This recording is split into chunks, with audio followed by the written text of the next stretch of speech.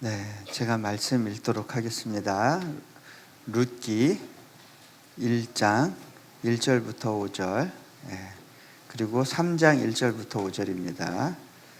두 구절을 두 부분을 우리 번갈아 가면서 읽도록 하겠습니다. 룻기 1장 1절에서부터 5절, 서로 교독하고 5절은 같이 읽습니다. 사사들이 치리하던 때에 그 땅에 흉년이 드니라. 유다 베들레헴의 한 사람이 그의 아내와 두 아들을 데리고 모압 지방에 가서 거류하였는데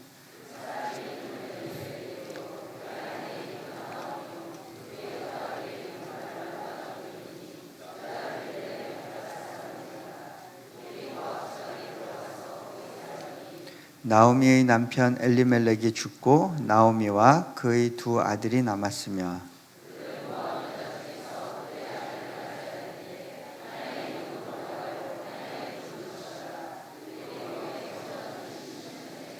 말론과 기럧 두 사람이 다 죽고 그 여인은 두 아들과 남편의 뒤에 남았더라.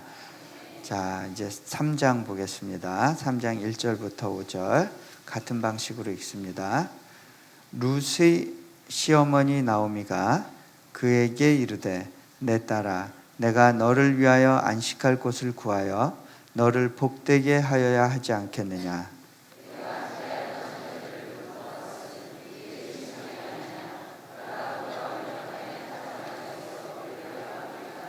그런즉 너는 목욕하고 기름을 바르고 의복을 입고 타작마당에 내려가서 그 사람이 먹고 마시기를 다하기까지는 그에게 보이지 말고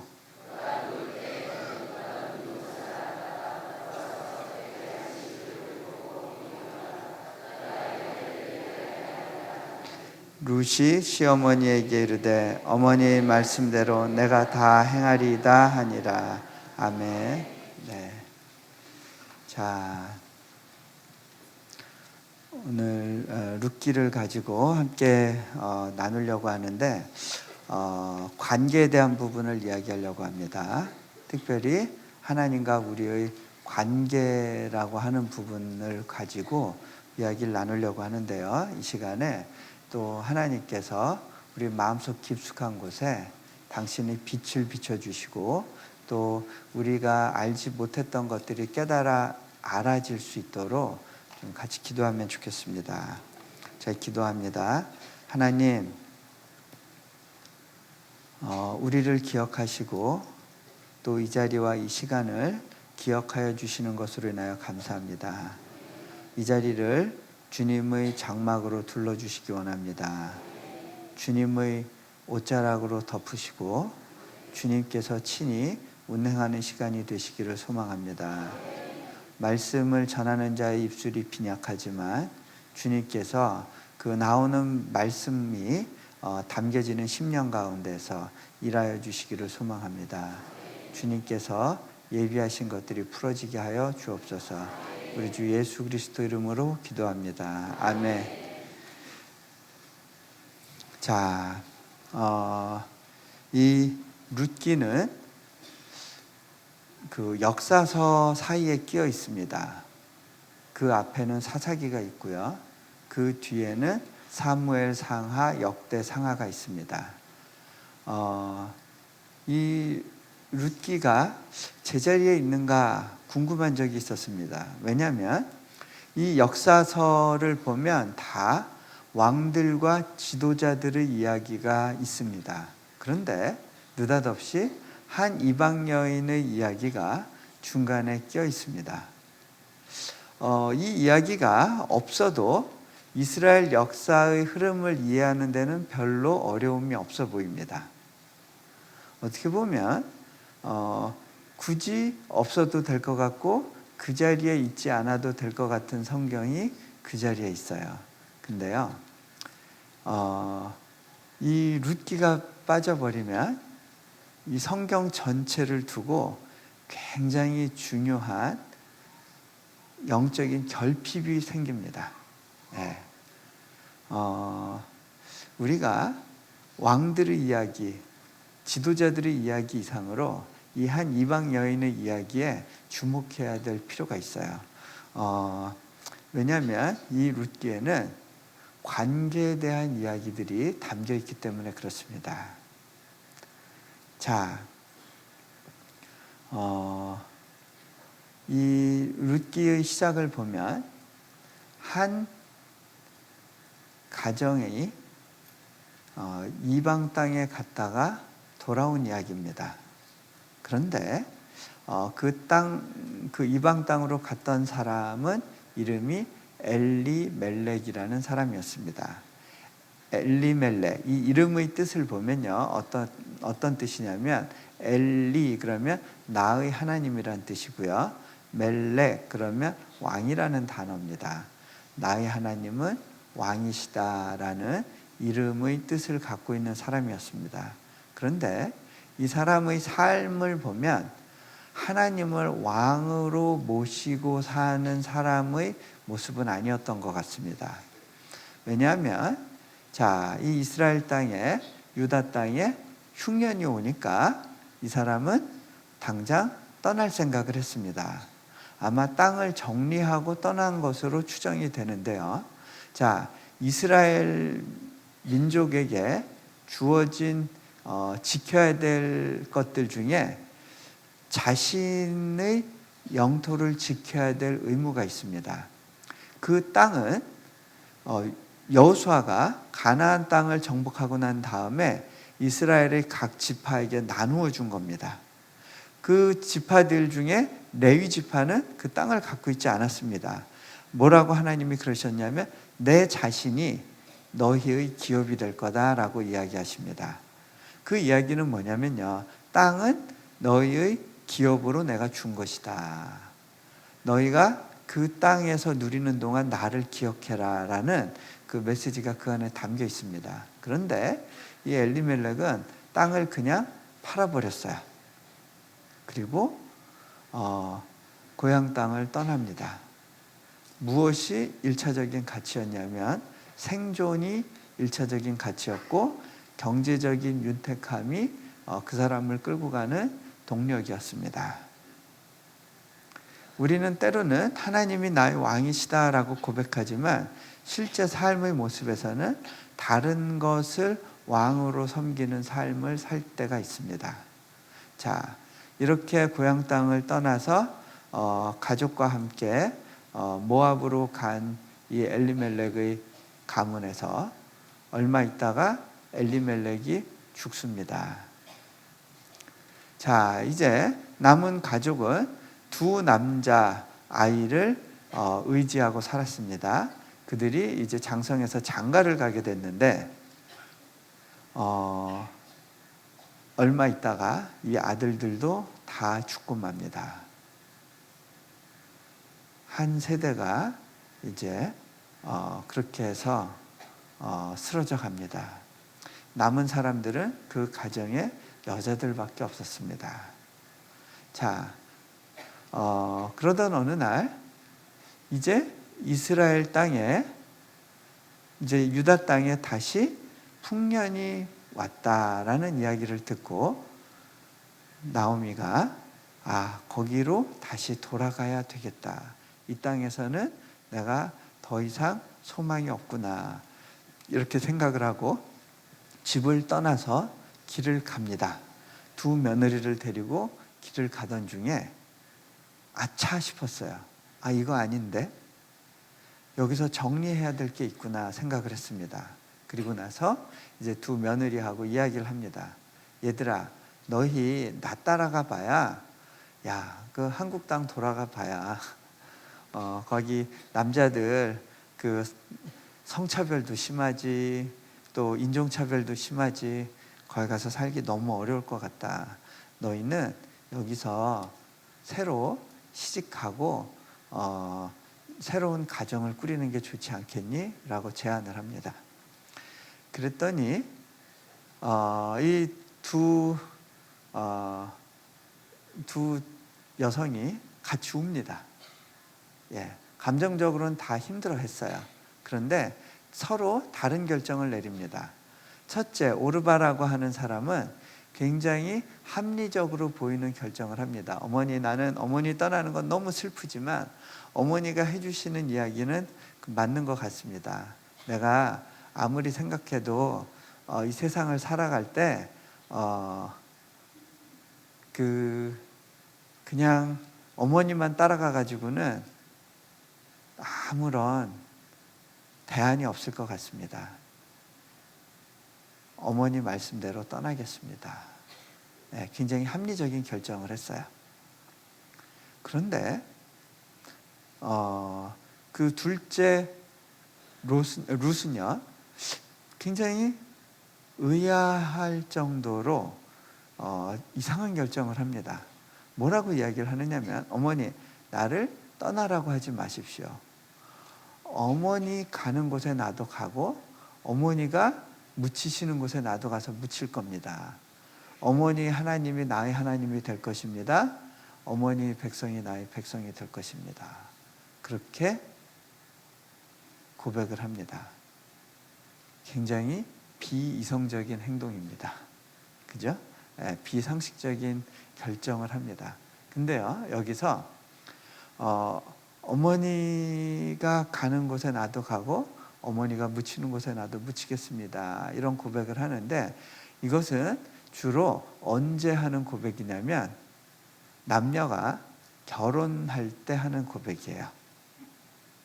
그 이야기는 뭐냐면, 내가 지금 남편은 없지만 어머니와 다시 언약의 관계로 들어가겠습니다라고 하는 고백입니다.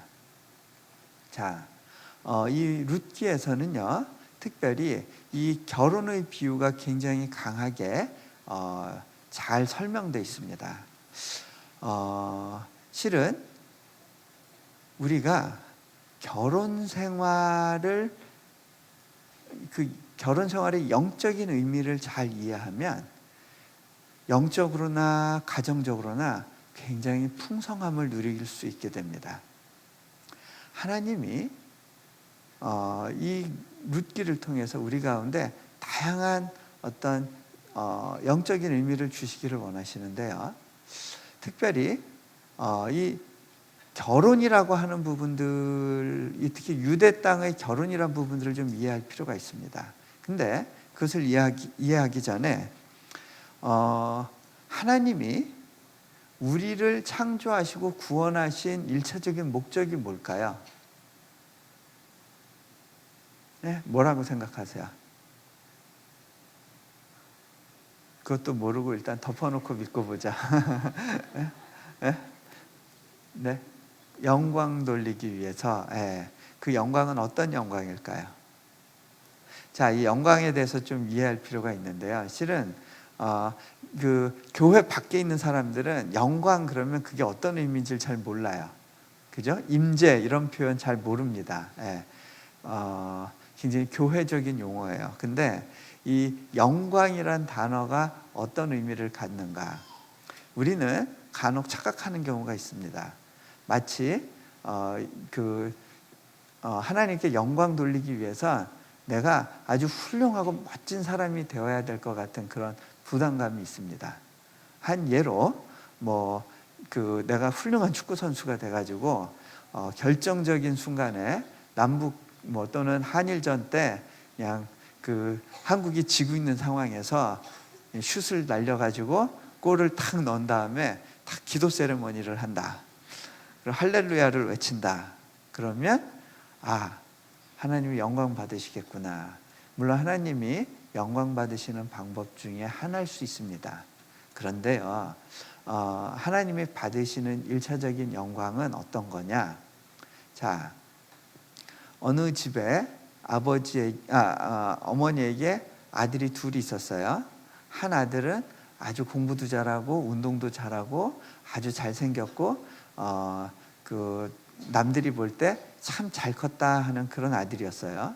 그런데 이 사람은 운동신경이 탁월했고 또 운동을 열심히 해가지고 급기야는 그 국가대표로 발탁이 돼서 올림픽에 출전했는데 이제 금메달을 따게 됩니다. 사람들이 그 금메달에 환호하면서 또 많은 그 기자들이 와서 이제 인터뷰 요청을 하게 됐어요. 인터뷰를 하는 가운데 자, 지금 소감 한 말씀 얘기해 주십시오. 그랬습니다. 그때 이 사람이 이렇게 이야기합니다. 이 모든 영광을 나를 키워주신 어머니께 돌립니다. 자, 어머니가 영광을 받으셨겠죠? 자, 근데 이 가정에 둘째가 있었어요. 근데 이 둘째는 몸이 너무 병약했습니다.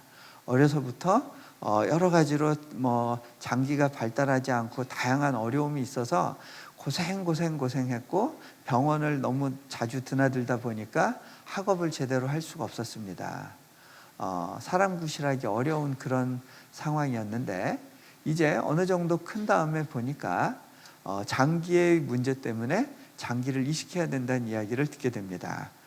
뭐 신장과 간과 이런 것들을 이식해야 되는데 그때 그 장기를 이렇게 맞춰 보니까 어머니가 갖고 있는 장기하고 맞아요. 그래서 어머니가 아들을 위해서 장기를 기증하기로 결정합니다. 그리고 같이 수술대에 누웠어요. 그런데 수술이 끝난 다음에 어머니는 깨어나지 못합니다. 아들만 홀로 눈이 떠졌어요. 이 아들이 싸늘하게 식어가는 어머니를 보면서 울부짖습니다. 어머니 어쩌자고 나 같은 하찮은 인생 때문에 어머니의 소중한 목숨을 포기하셔야 됐습니까? 왜 어머니의 목숨과 나를 바꿨어요? 그러면서 막 울부짖습니다. 어머니는요, 이 아들의 고백을 통해서도 영광을 받았습니다. 하나님이 우리에게 받기 원하시는 영광은 어쩌면 이 두 번째에 가깝습니다. 하나님이 우리를 창조하신 목적, 찬양받기 위해서 여러 가지 이야기가 있을 수 있어요. 그런데 가장 근본적으로 이렇게 이야기할 수 있습니다. 관계 맺기 위해서 부르셨다는 겁니다. 교제하기 위해서 부르셨습니다. 자, 이것은 신비입니다. 여러분, 어떤 종교도요, 이러한 관계를 이야기하고 있지 않습니다. 신과 인간 간에 이런 관계를 이야기하고 있지 않습니다. 자, 하나님은 근본적으로 관계의 하나님이십니다. 성부와 성자와 성령이 온전히 연합하는 분이셨어요.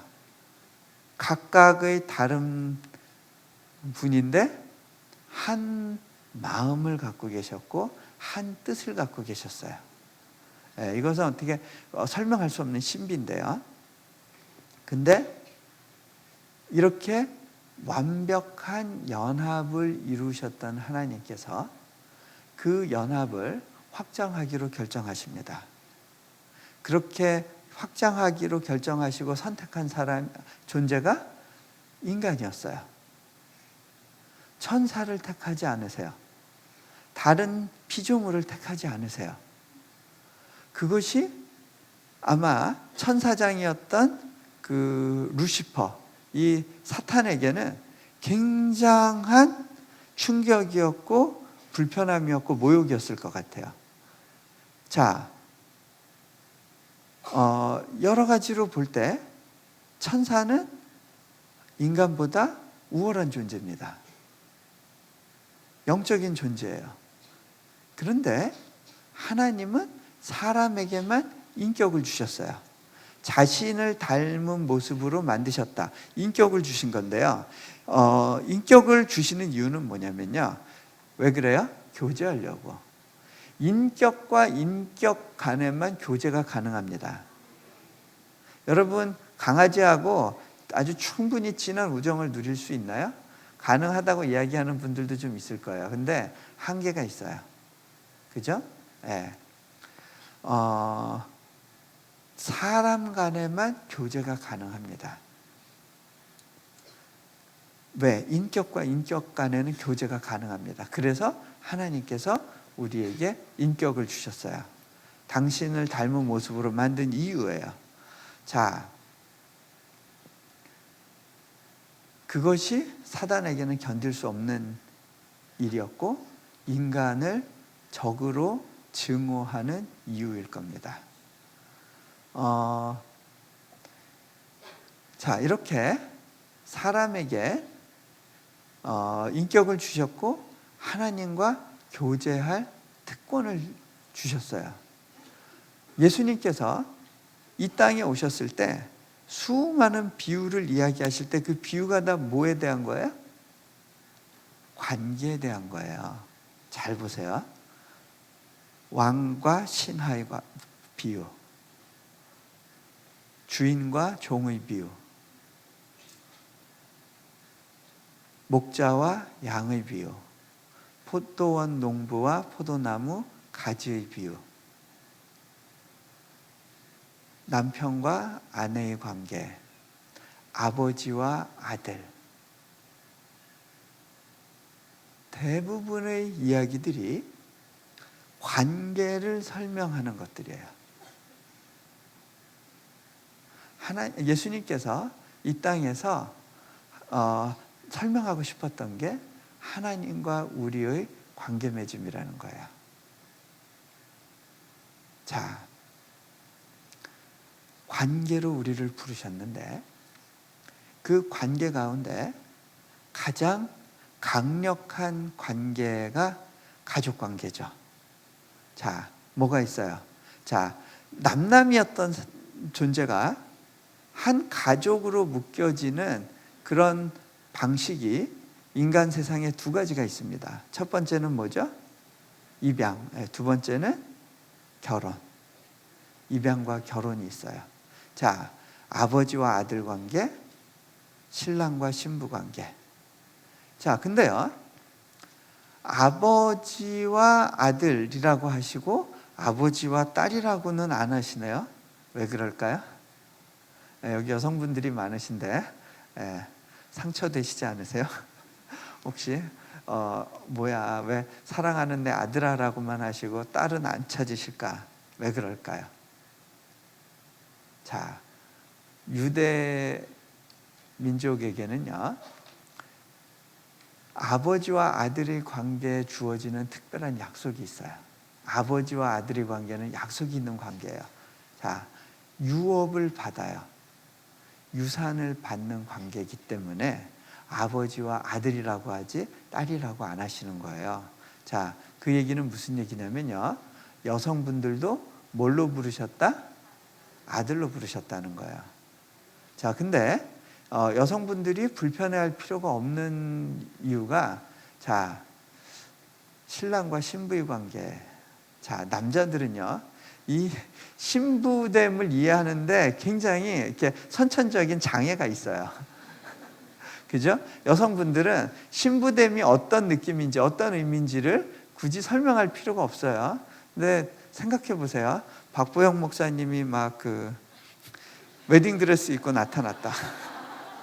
그리운 당신 부케 들고 나타난다. 굉장히 이렇게 잘 안 맞아 보이지 않으세요? 예, 그럴 것 같죠? 자, 그래서 그런지 목회자분들이 다 남자분들이다 보니까 이 신부로의 부르심에 대한 이야기는 상대적으로 거의 안 하시는 것 같아요. 근데 이 결혼의 비유가 하나님과 우리의 관계를 이해하는 데 있어서 굉장히 강력하고 중요한 도구가 됩니다. 제가 결혼 생활을 하면 할수록 그걸 느껴요. 먼저 이 결혼 관계가 성경적으로 어떻게 이어지는가를 보려면 그 유대 결혼 풍습을 좀 이해할 필요가 있습니다. 유대 결혼을 보면요, 자, 중매 결혼입니다. 아버지가 아들을 위해서 신부감을 고릅니다. 어느 교수가 좋은지 이렇게 저렇게 탐문하고, 또 매치메이커, 중매하는 사람들의 도움을 받습니다. 자,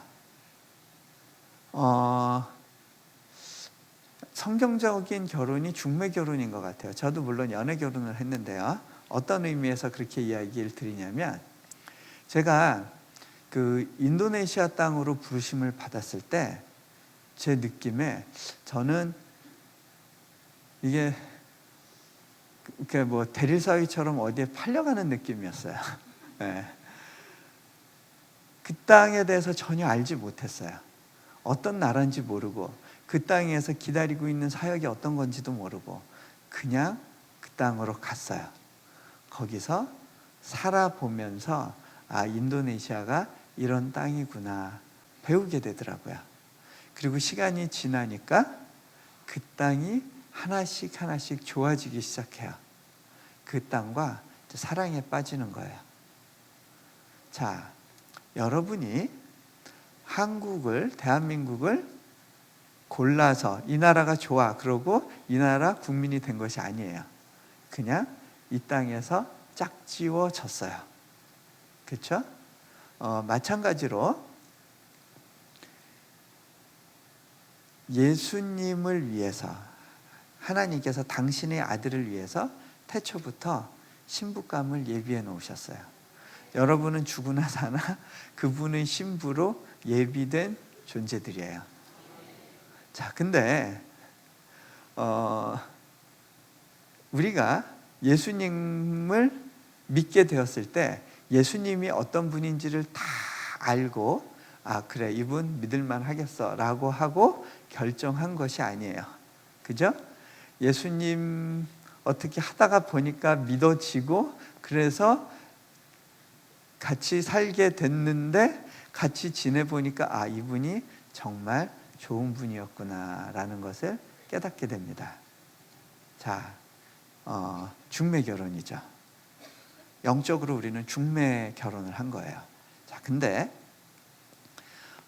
그렇게 해서 신부감을 보고 나서 이제 아들을 데리고 정해진 날에 이제 그 집을 찾아가게 됩니다. 찾아갔을 때 이제 그 아들은 그 신부감을 보고 마음에 들었다 그랬을 경우에 그 신부를 향해서 자신이 앞으로 지킬 약속을 이야기해 줍니다. 그 적어간 글을 읽어요. 당신이 나와 결혼한다면 내가 적어도 일주일에 한 번씩은 어떤 일을 해주겠고 또 뭐를 허락하겠고 또 내가 이러이러한 일들을 기본적으로 해주기 위해서 노력하겠습니다. 그럼 쭉 약속을 이야기합니다. 자, 이 신부 쪽에서 이 사람이 믿어지고 그 다음에 그 약속도 그 신실한 것 같고 그렇다 싶으면 이제 저 사람 청혼을 받아들일 것인가 결정을 하고 그거에 대해서 이제 공개적으로 응낙할 것인지 안 할 것인지를 표해야 되는데 어떻게 표하게 되냐면요. 남자가 포도주를 이렇게 권하게 됩니다. 그때 포도주를 받아서 마시면 관계가 성립되는 거예요. 자, 근데 왜 포도주일까요? 뭐가 생각나세요? 예수님의 피. 그 다음에 또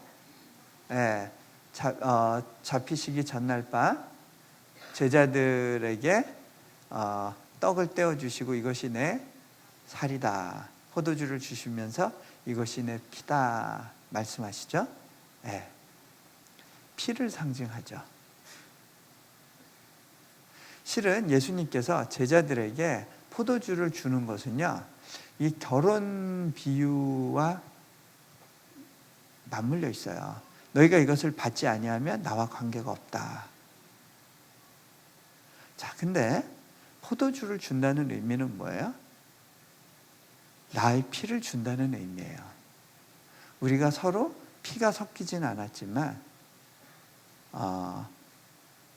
내 피를 당신에게 준다라는 의미는요, 내가 당신을 위해서 희생하겠다는 의미도 되죠.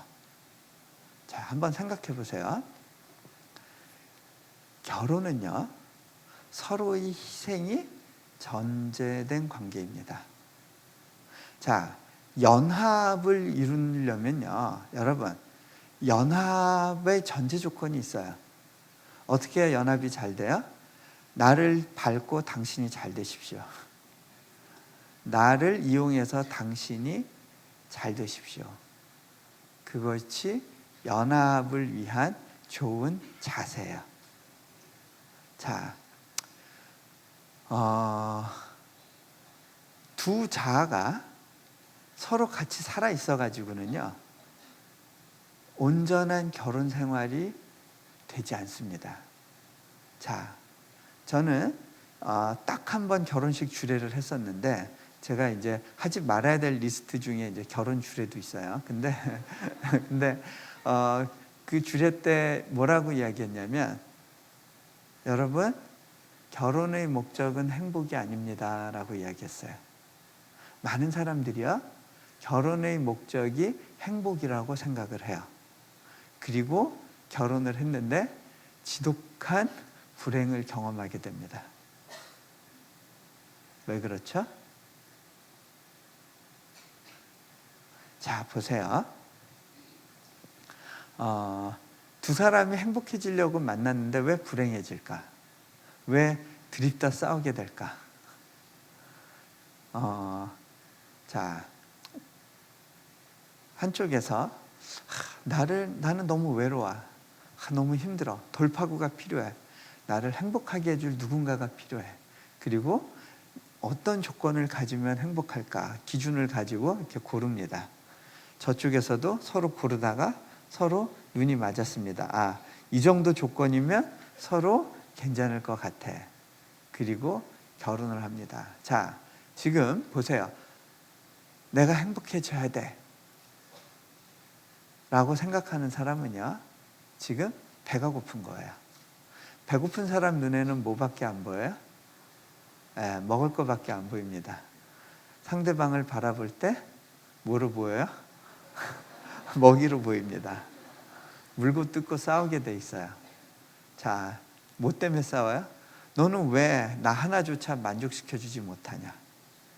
너는 왜 그 모양 그 꼴이냐? 왜 너는 나한테 이럴 수가 있냐? 결국 뭐예요?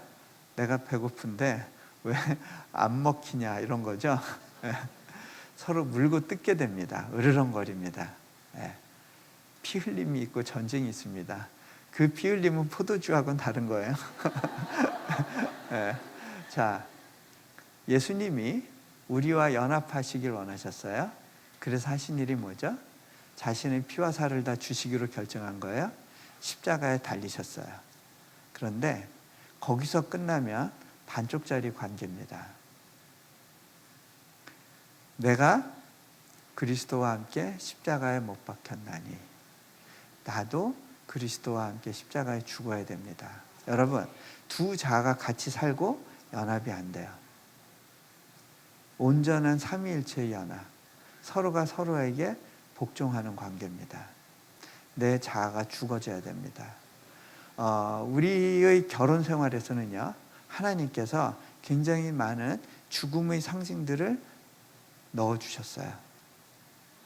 한 예로, 아이를 낳을 때 죽음의 고통을 경험합니다. 여러분, 하나님이 주신 법칙에는요, 쾌락에는 책임이 따르게 되어 있습니다.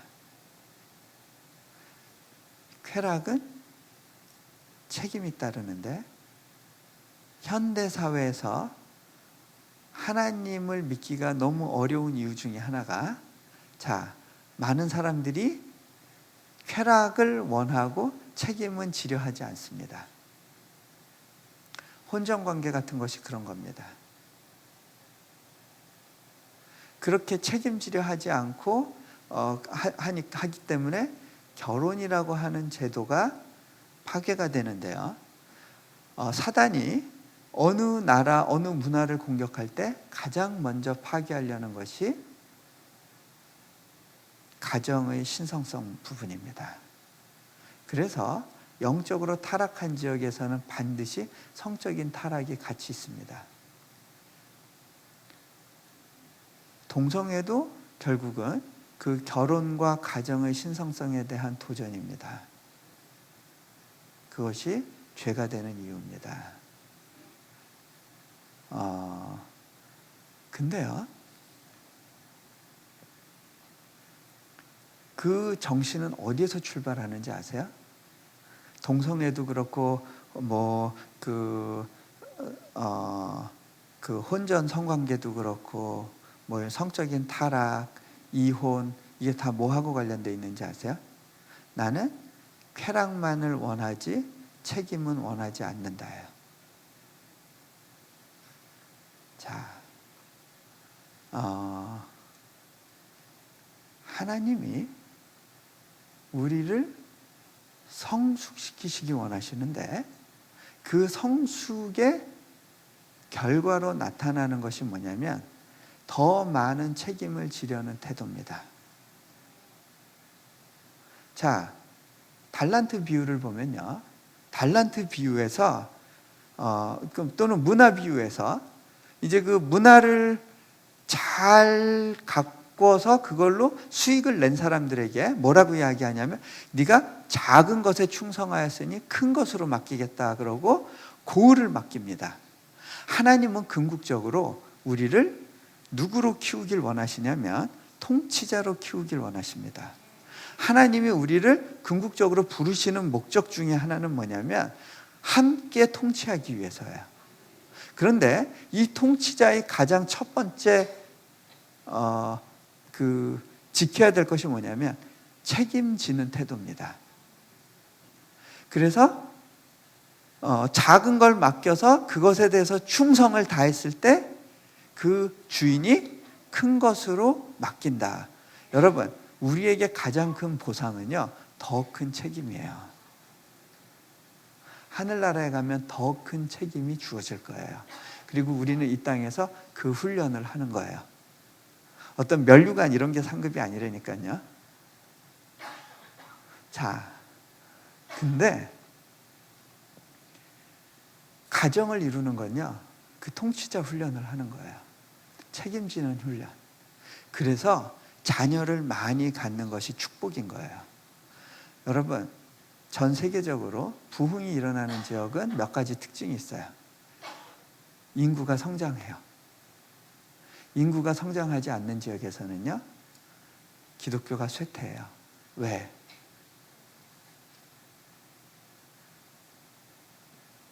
지극히 이기적이고 책임지고 싶어 하지 않는 모습으로 살아가는 사람들에게는요, 신앙이 들어오지 않아요.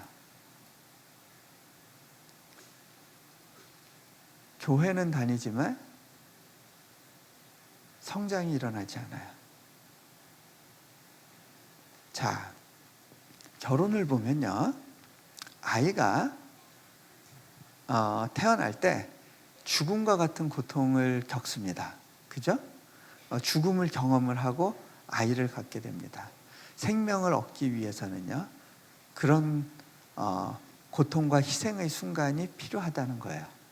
자, 그렇게 해서 아이가 딱 태어나면요, 산후 우울증 같은 게 오죠. 육아 우울증이 찾아옵니다. 그건 호르몬 분비로 설명할 수도 있지만 그게 결국은 이런 것 같아요. 이 핏덩이를 책임져야 된다는 생각이 암울해지는 거죠. 자, 이 책임진다는 건 어떤 의미냐? 예전에는 내가 자고 싶은 시간에 잘 수 있었는데 이제는 애가 허락하는 시간에만 잘 수 있어요. 그죠? 애가 먹어도 좋다고 허락하는 시간에만 먹을 수 있어요. 아이는 엄마의 사정을 봐주면서 울지 않아요. 엄마가 지금쯤 너무 피곤하고 배고프고 탈진했겠다, 내가 잠깐 10분만 울음을 멈춰주자 하지 않습니다. 아이는 지극히 이기적입니다. 아이는 자기가 세상의 중심이 돼야 됩니다. 자, 가정에 새로운 주인이 등장했어요. 그러면 엄마는 종이 돼야 되는 거예요. 내가 예전에는 내 삶의 주인이었고 내 스케줄을 내 스스로 관리했는데 이제는 누군가가 내 삶의 중심에 들어와서 나는 종속적인 존재가 되는 거죠. 그러면서 뭐를 느끼게 돼요? 우울증이 오죠. 자, 그래서요, 저희는 아이가 지금 넷이 있는데 뭐 실은 저희도 낳고 싶어서 난 건 아니었어요. 예, 계획대로 된 건 아닌데 어쨌든 넷을 낳아서 키워보니까 아, 이게 축복이구나라는 걸 깨달아요. 더 많이 섬길 수 있게 되고요. 더 많이 스트레칭 되는 거예요. 자, 결혼의 목적이 행복은 아닌데요. 제가 볼 때는 결혼의 목적은 온전한 연합인데 온전한 연합이 이루어지고 나면 행복감은 찾아와요.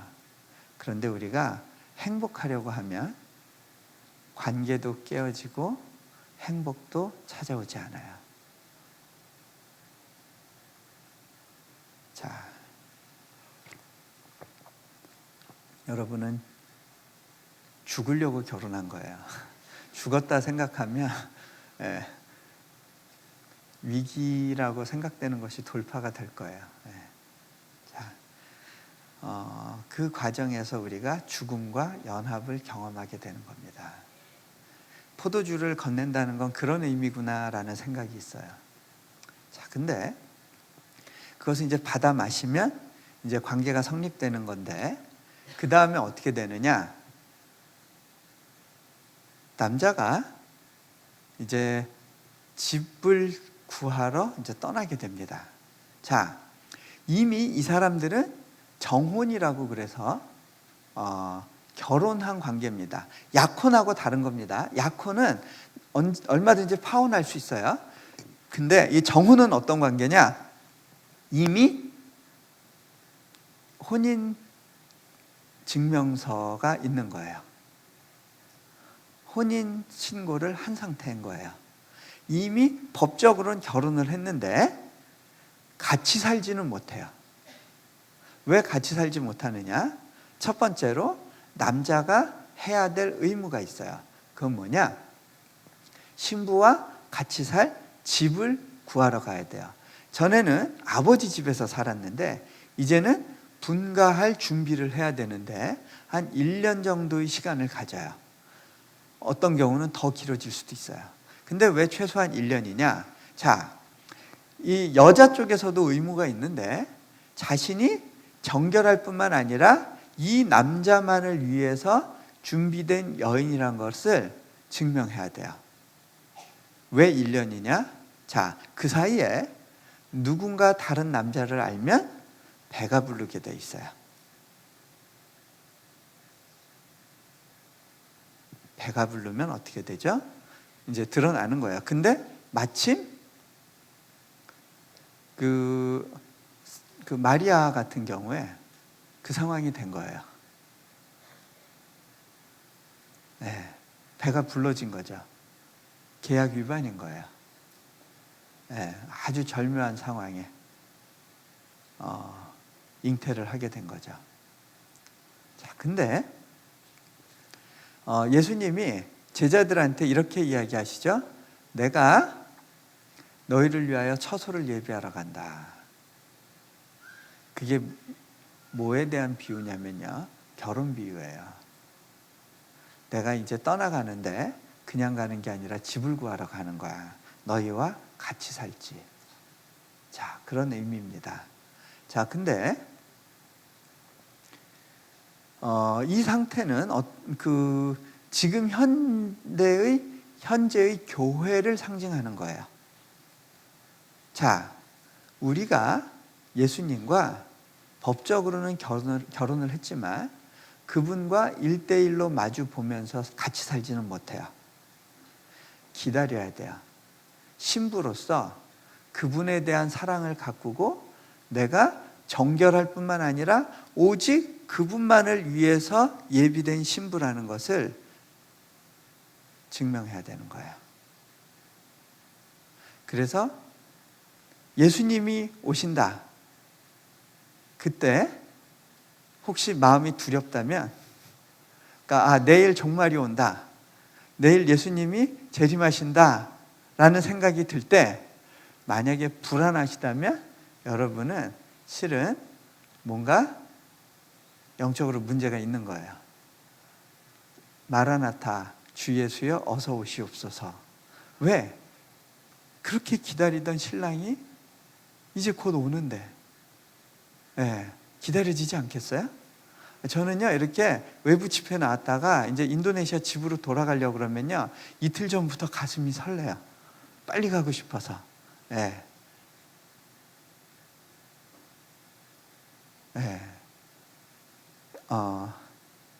그런 느낌이어야 된다는 거죠.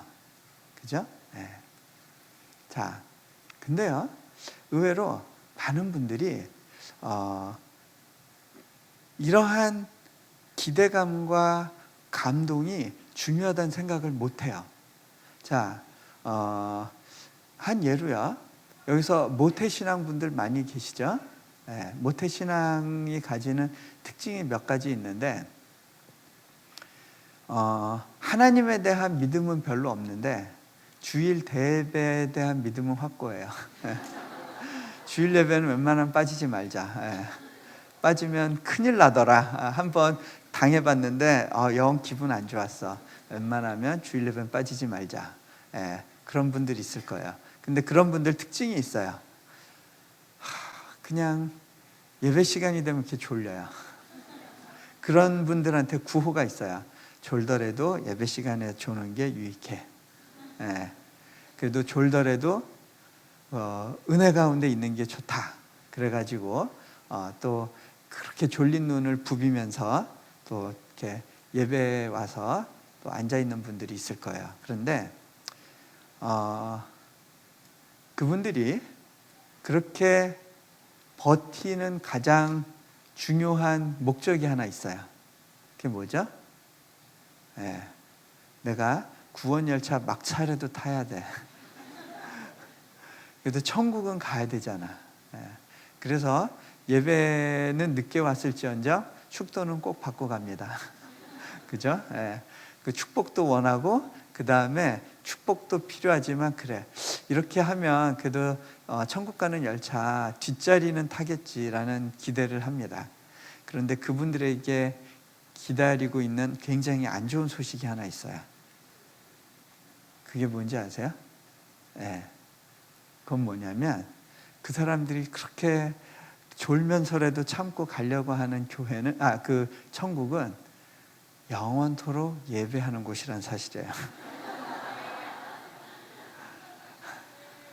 자, 만약에 이 땅에서 그분과 교제하고 누리는 연습을 하지 않는다면 천국은 의미가 없습니다. 그분을 사랑하고 그분과 같이 있기를 갈망하는 사람들이 가는 곳이 천국입니다. 자,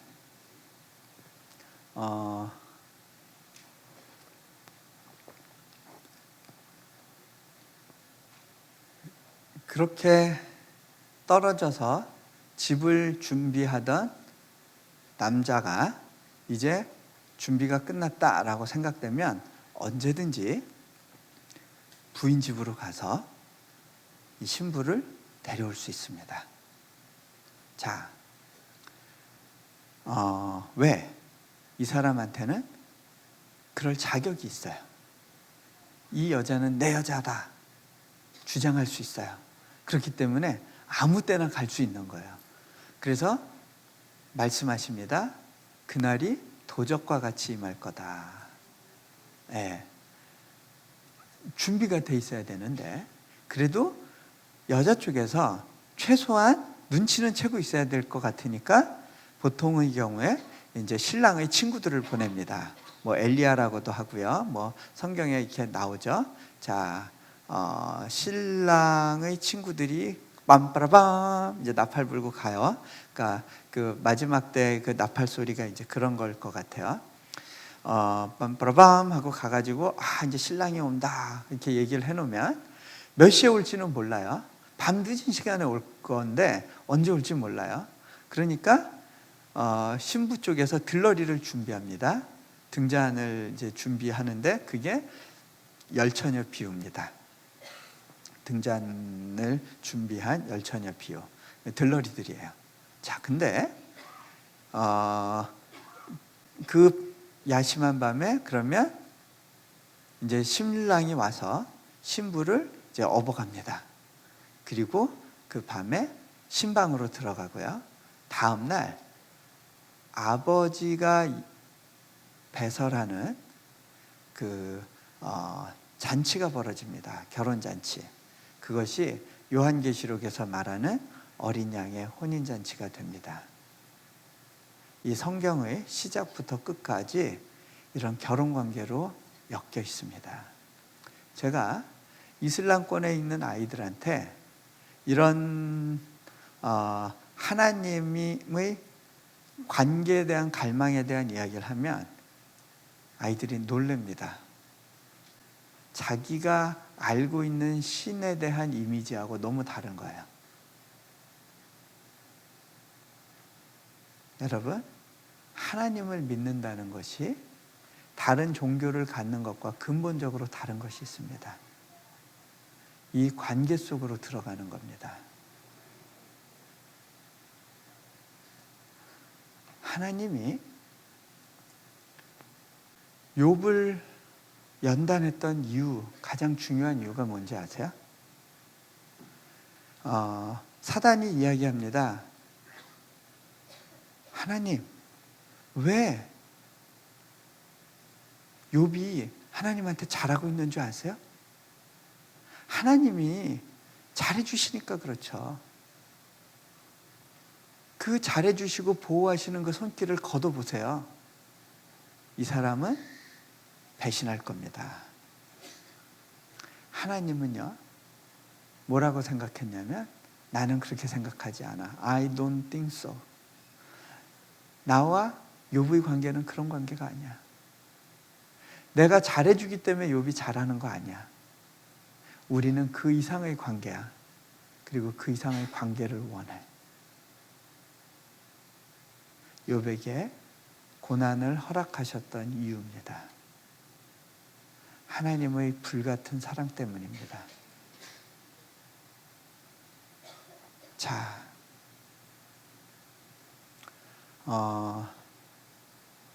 이렇게 교통하시는 분이다 보니까 벌써 시간이 다 됐네요. 네. 자, 이렇게 교통하시는 우리가 목사님들이 축도 때도 그렇게 얘기하죠. 성삼위일체를 두고 이제 축복을 하게 되는데, 그때 성령님의 교통하심이라는 표현을 씁니다. 가마 교통하심. 교통이라는 게 뭐예요? 영어로 말하면 커뮤니케이션입니다. 하나님은 우리를 관계 속으로 부르셨기 때문에 교제하길 원하십니다. 마음과 마음을 나누기를 원하신다는 거예요. 자,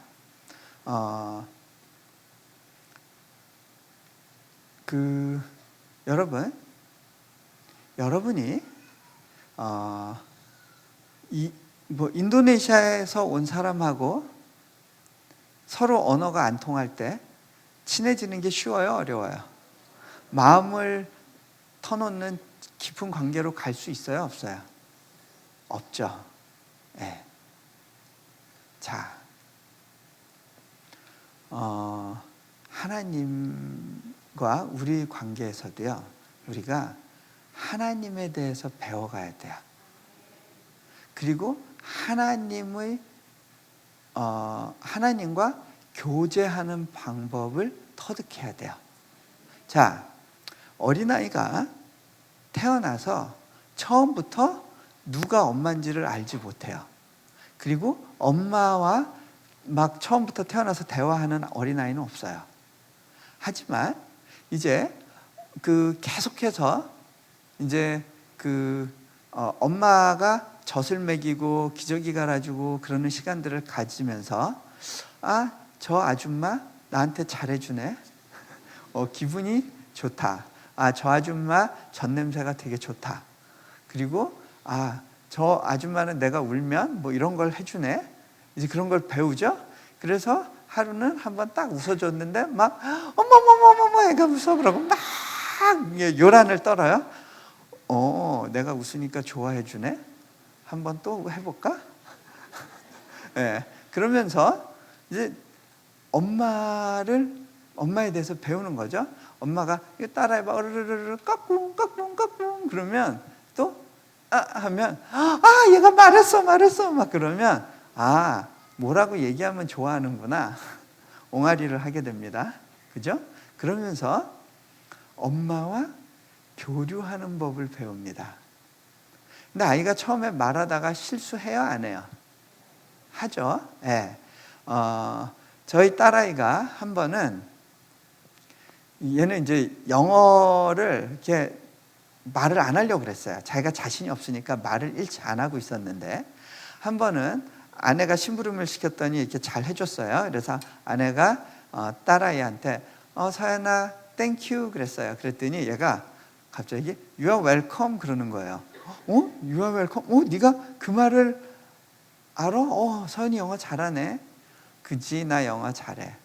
그렇구나. 야 서연아 야 근데 You are welcome이 무슨 뜻이야?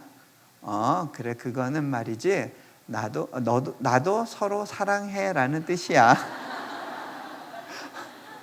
예, 왜 그렇게 이야기했을까요?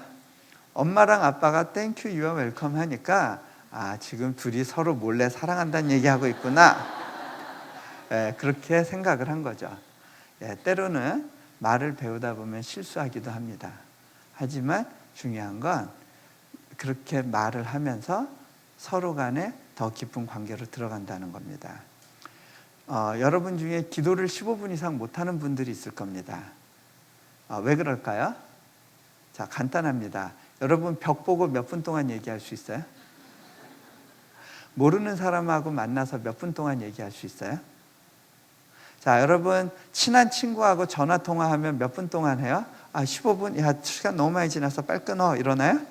아니죠? 예, 시간이 뭐 1시간도 좋죠? 예. 자, 여러분이 기도를 못하는 이유는 대상을 이해하고 있지 못하기 때문에 그래요.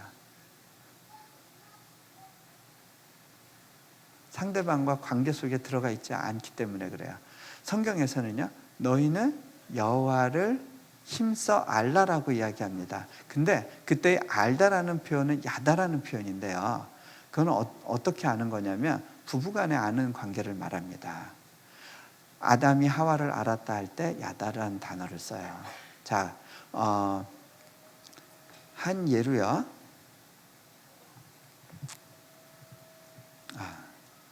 예, 시간이 없네요. 빨리 끝내야겠다. 예.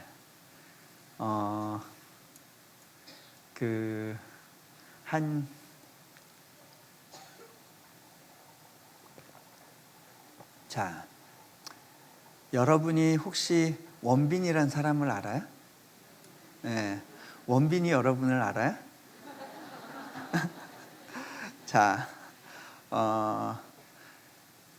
여러분이 원빈을 안다라고 증명할 수 있는 방법이 뭐가 있을까요? 자, 이 세상에는요, 그 사람이 존재하는 걸 알아 하는 그 단계가 있어요. 하나님과의 관계가 그 정도 단계인 분이 있을 거예요. 자, 그 다음 단계는요, 서로 안면이 있는 관계예요. 그거보다 조금 더 가는 관계가 있어요. 자, 한 번은 제가 저희 딸아이가 이제 막 K-팝 스타들 막 걸그룹 막 좋아하고 있을 때 제가 서연아 아빠 그 걸그룹 멤버 중에 이런 사람 안다? 그러니까 아빠 나도 알아 그러는 거예요. 아니 아빠는 그냥 그 사람이 걸그룹 멤버라는 걸 아는 정도가 아니라 그냥 개인적으로 안 되니까 그러니까 아빠가? 아빠 같은 사람이 어떻게 그런 사람을 아냐요. 야 아빠 증명해봐. 여기 카톡 여기 있잖아. 그러니까 진짜 그 사람 카톡이야? 아빠 카톡 한번 보내봐봐. 보내서 그 사람이 답해주면 아빠가 진짜로 아는 줄 그 증명을 하는 거라는 거예요. 제가 카톡을 보내니까 답이 오니까 얘가 굉장히 신기하더라고요. 자, 이게 뭐예요? 서로 그냥 안부 주고받는. 메일을 보냈을 때 답이 온다. 전화를 했는데 받는다. 그러면 좀 더 아는 단계죠. 그런데요, 하나님이 우리를 아는 관계는요, 그 정도가 아니라는 거예요. 부부가 알듯이 아는 관계 속으로 들어가길 원하세요. 그런데 많은 사람들이요, 신앙생활을 어떤 식으로 하느냐면 마치 남편은 북한을 탈출해서 저기 영국으로 가 있고 부인은 그냥 북한에 남아 있는데 서로 교류도 안 돼서 죽었나 살았나 생사 확인 정도 하고 그 다음에 가끔가다 인편에 그 사람 잘 지낸답니다 정도 이야기 듣는 그런 걸로 만족하는 사람들이 있어요. 그건 아니잖아요. 제가 결혼 생활을 해보니까요, 많은 사람들이 결혼에 대해서 오해를 갖고 있다는 걸 알게 됐어요. 많은 사람들은 이렇게 생각해요. 결혼은 초기가 절정이고 그 다음에 내리막길이라고 생각해요. 근데 그렇지 않아요. 갈수록 좋아져야 돼요. 왜? 이것은 생명의 관계이기 때문에 그래요. 생명을 담보하는 관계예요. 갈수록 좋아져야 돼요. 에베소 교회 예수님이 책망하셨어요. 너희가 참 열심은 있는데 책망할 것이 있다. 너희가 첫사랑을 잃어버렸다. 첫사랑을 잃어버리는 건요, 책망받을 일이에요. 근데요, 서로 간에 부부 간에 관계가 틀어졌을 때 관계를 풀겠다고 결혼증명서 하나 떼가지고 와가지고 우리 결혼한 거 맞아 안 맞아? 이게 문제 푸는데 도움이 돼요? 그때는요, 교리 공부 이런 게 아니에요. 그분에 대한 사랑의 감정을 회복해야 되는 거예요. 그분과 함께 했던 추억을 기억해야 되는 거예요. 자, 제가 저희 아들 이야기 하나만 하고요. 그렇게 하고 좀 마무리할게요. 두 가지만 얘기할까요? 네. 저희 몽골국제대학교에서 한 번은 그 집회가 있었는데 집회 가운데 젊은 여성 사역자들 가운데 하나님께서 이렇게 강한 사랑의 메시지를 부어주셨어요. 이 자매들이 떼굴떼굴 구르면서 울기 시작했어요. 내가 너를 너무 사랑한다라는 말씀을 그 마음속으로부터 받았을 때 떼굴떼굴 구르면서 울기 시작했어요. 막 그 울음이 막 퍼져가기 시작했어요. 자, 한번 생각해 보세요. 적어도 선교사로 나갔을 정도면 하나님이 자기를 사랑하는 거 알까요? 모를까요? 자기도 하나님 사랑한다고 고백하면서 갔겠죠? 그런데 그것만으로는 부족하다는 거예요. 실제로 하나님이 사랑한다는 그 말씀을 그 마음에 던져줬을 때 눈물이 터지더라는 거죠. 머리로 아는 것만 갖고는 안 돼요. 자, 여러분, 남편이 경상도 사나이라 사랑한다는 말 죽어도 하기 싫어하면 그 남편 미워요, 안 미워요? 야, 내가 결혼 전에 사랑한다 그 말 했냐 안 했냐? 그거 아직도 유효한 거다. 남아이런 중천금인데 자꾸 얘기하라 하지 마라. 남사스럽다. 나중에 맘 바뀌면 맘 바뀌었다고 그때 가서 얘기해 줄게. 동의가 되세요? 안 되죠? 네.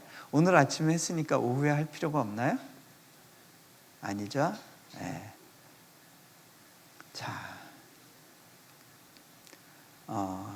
표현할수록 좋은 거고 느낄수록 좋은 겁니다. 감정이 우리를 끌고 가면 안 되지만 감정은 굉장히 중요한 동반자입니다. 천국의 구성 요소 중에 중요한 것이 감정입니다. 결혼 생활에서 감정을 빼는 게 적합해요? 사도 바울이 이야기해요.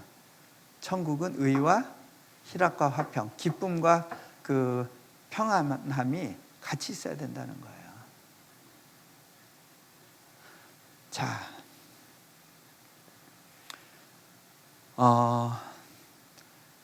저희 아들이 한때 저하고 좀 관계가 어려웠던 적이 있었습니다.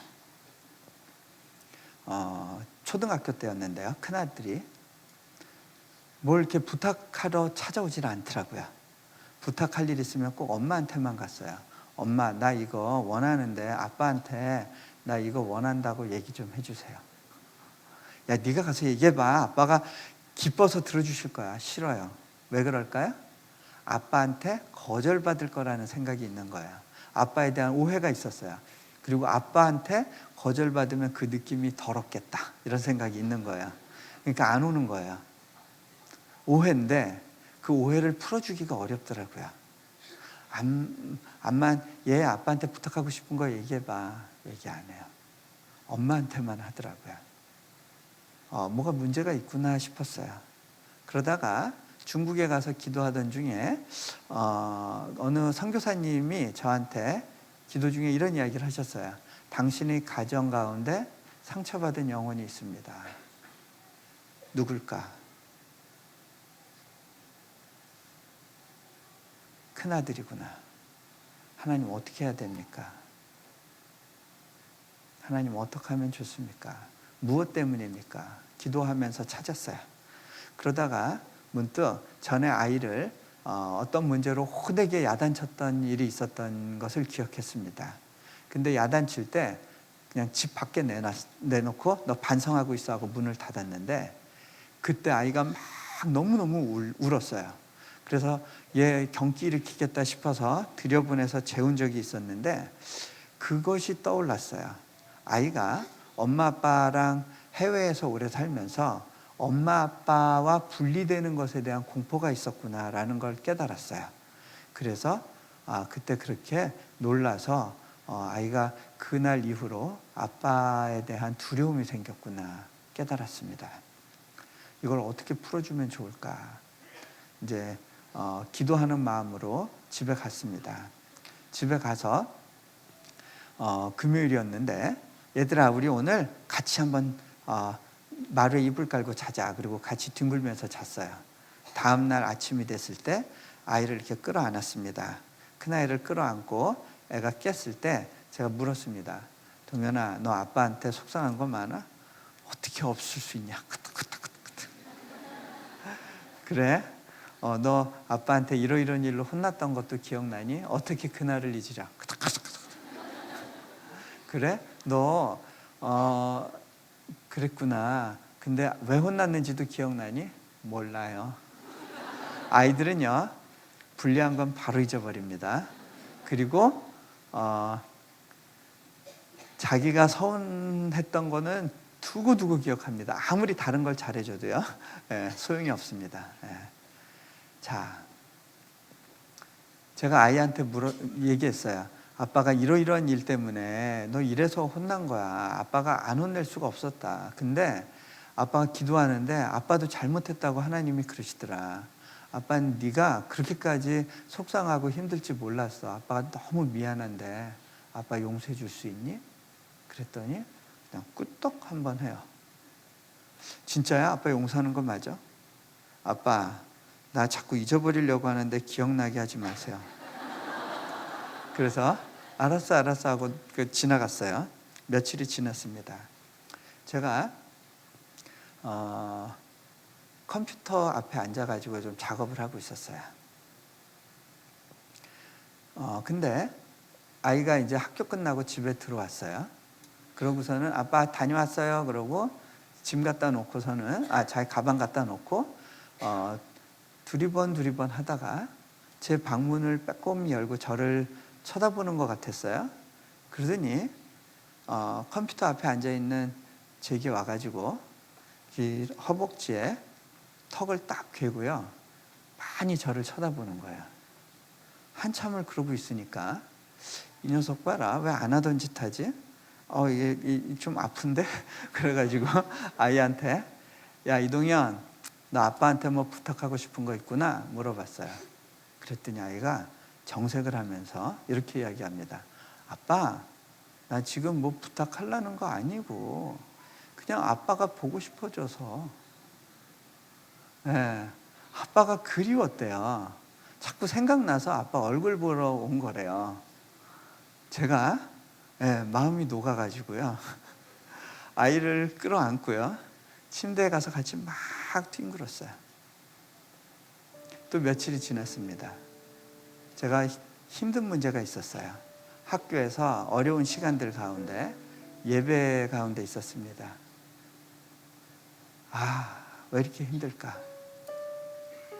하나님, 어떻게 하면 좋은가요? 끝내라는 얘기죠? 네. 네. 아닌가요? 끝내라고 하시는 거예요? 아니면 그냥 도와주려고 하는 거죠? 네. 저는 말 잘 들어요. 그래서 끝내라 그러면 즉각 끝내거든요. 근데 자, 어쨌든 아이가 그래가지고 제가 이제 그 힘든 문제를 가지고 하나님 어떻게 하면 좋죠? 그러다가 왜 이렇게 안 도와주세요? 언제까지 이렇게 힘들게 하실 거예요? 그런 마음이 있었어요. 근데 그때 문득 제 아들 생각이 났어요. 그때 제가 딱 생각이 딱 바뀌면서요, 바닥에 그냥 들어 누웠어요. 그리고 이렇게 고백했어요. 아빠, 나 지금 뭐 부탁하려는 거 아니고요, 그냥 아빠가 보고 싶어요. 아빠가 그리워요. 제가 인도네시아에 있었을 때 제 마음 가운데 하나님은 약속을 주셔서 왔는데 일은 열리지 않고 언제까지 기다려야 될지 막막한 시간들이 있었습니다. 그러던 어느 날 예배 가운데 있었는데요, 주품의 날 안으소서라는 찬양이 들렸어요. 그때 제가 하나님께 고백합니다. 하나님, 저도 좀 안아주시면 안 돼요? 그때 제 뒤에서 날개치는 듯한 소리를 듣습니다. 당신이시군요. 그분이 제게 물으십니다. 네가 해서 다람쥐 쳇바퀴 도는 듯한 삶을 살고 뭔가 일이 돌파가 되는 것 같지 않고 네가 해서 시간 낭비하고 네 삶을 여기에 다 그냥 허비하는 것 같을지라도 나 하나로 만족할 수 있겠니? 제가 이렇게 고백했습니다. 주님, 지금 이것만으로도 충분합니다. 당신이 안아주심만으로도 충분합니다.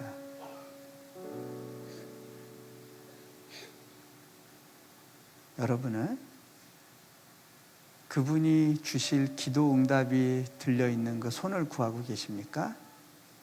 그분의 마음을 구하고 계십니까? 여러분이 정말 바라봐야 될 곳은 어디입니까?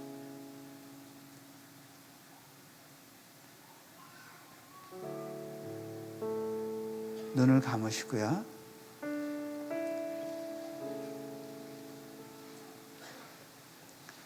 오늘 룻기 읽은 마지막 부분에 시어머니 나오미가 이야기합니다. 야, 보아스는 우리 기업을 물러줄 사람이야. 리디머야. 구속자야.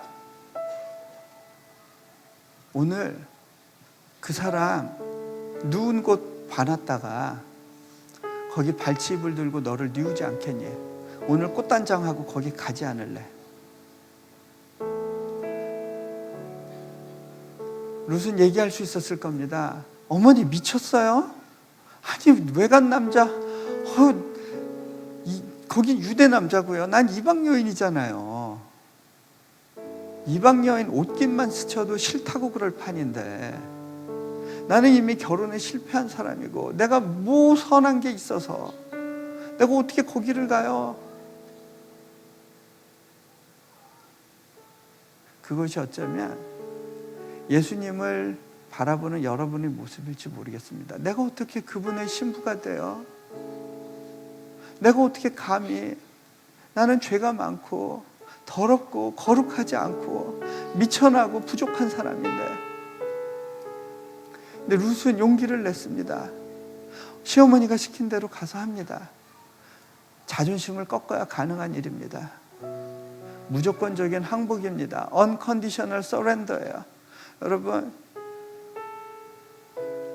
이 밤에 신랑 되신 그 예수님 다시 찾아야 되지 않겠어요?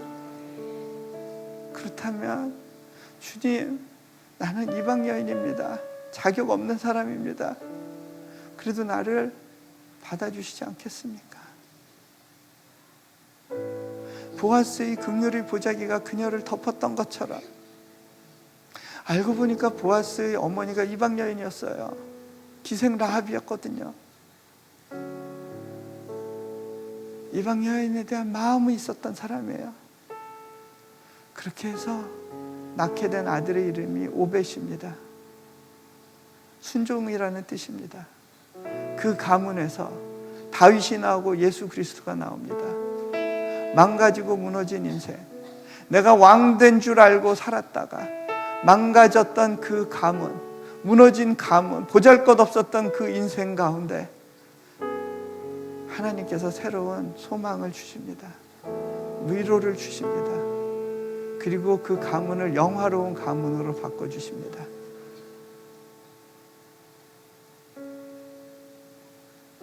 이 밤에 그 신랑 되신 예수님, 그분의 발치에 여러분을 뉘우시지 않겠습니까? 주님, 나는 당신의 신부입니다. 당신이 그토록 찾으시던 신부입니다.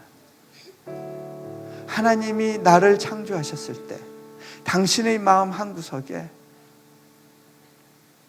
그 중심 한구석에 나를 위한 빈 마음을 주셨습니다. 그리고 내 마음에도 당신을 향한 빈자리가 있습니다. 주님, 목마릅니다. 배고픕니다. 나는 당신의 신부로서 당신의 포도주를 요구합니다. 주님, 내게 그 잔을 부어주십시오. 이 밤에 같이 기도합니다. 주님, 도와주십시오. 주님, 불쌍히 여겨주십시오. 주님, 나는 당신의 신부입니다. 아버지께서 택정하신 신부입니다. 주님, 나를 돌아보십시오. 주님, 나를 긍휼히 여겨주십시오. 나를 긍휼히 여겨주십시오.